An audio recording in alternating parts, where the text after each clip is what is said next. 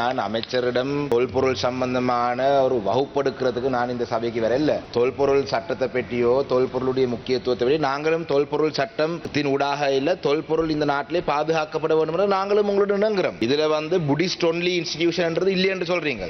ஆனா உங்களுடைய லோகோ எடுத்து பாருங்க. லோகோல தர்ம சக்கரையை தான் முன்னுக்கு போட்டு வச்சிருக்கீங்க.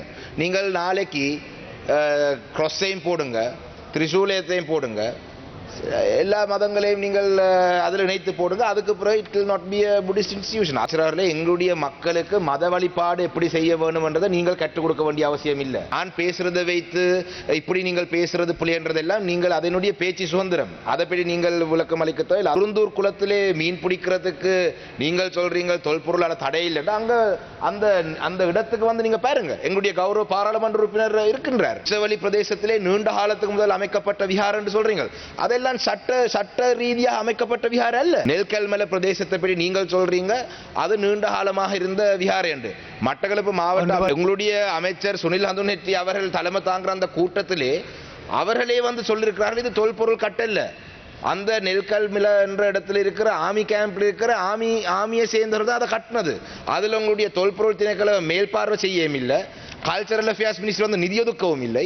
ஆமி தான் கட்டினது. கடந்த காலத்திலே அன்றாதா யஹம்பத் ஆளுநராக இருந்த பொழுது அவ ஆரம்பித்து வைத்த வேலை. நீங்கள் மற்றவர்கள் செய்த பிழைகளுக்கு தயவு செய்து தேசிய மக்கள் சக்தி அரசாங்கத்தினர் மக்கள் எதிர்பார்க்கிறது எல்லா மக்களையும் சமனாக நீங்கள் பார்ப்பீங்கள், எல்லா மக்களுக்கும் நீதியாக நீங்கள் நடந்து கொள்வீர்கள். இந்த தொல்பொருள் சம்பந்தமான விடயத்திலே உங்களுடைய செயல்பாடுகள் உங்களுடைய கருத்துகள் நீங்கள் எங்களை குற்றம் சுமத்துறீங்கள். நாங்கள் மக்கள் பிரதிநிதி, மக்களுடைய பிரச்சனை சொல். தாந்தாமலையிலே ஒரு மீட்டர் பெட்டி பூட்டுறதுக்கு நீங்கள் அது பார்க்க வேணும் சட்டம். அப்ப அதிலே மின்சாரம் அடிச்சு நீங்கள் பிறக்கிறது முதல் நான் பிறக்க முதல் எத்தனையோ பல்லாயிரம் கணக்கான ஆண்டுகளாக சைவ மத வழிபாட்டில் ஈடுபட்டதும் தாந்தாமலை.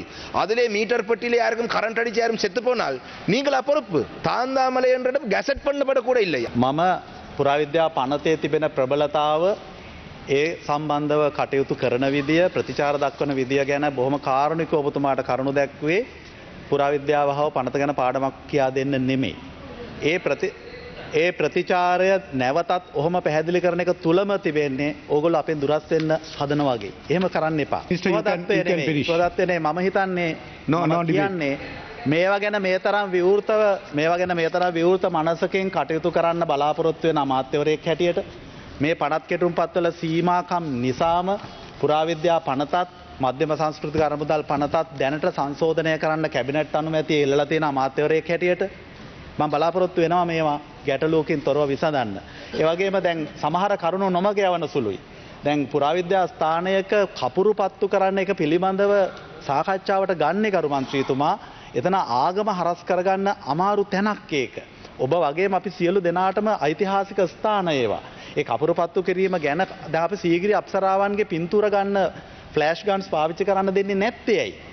ඒවා තේරුම් ගන්න ඕන බොහොම ජාතික උරුමයන් හැටියට ඒ බරින් හැම ජාතියකටම හැම ආගමකටම මේවා ප්‍රවේශම් කරලා දෙන එක තමයි වර්තමාන රජයේ වගකීම.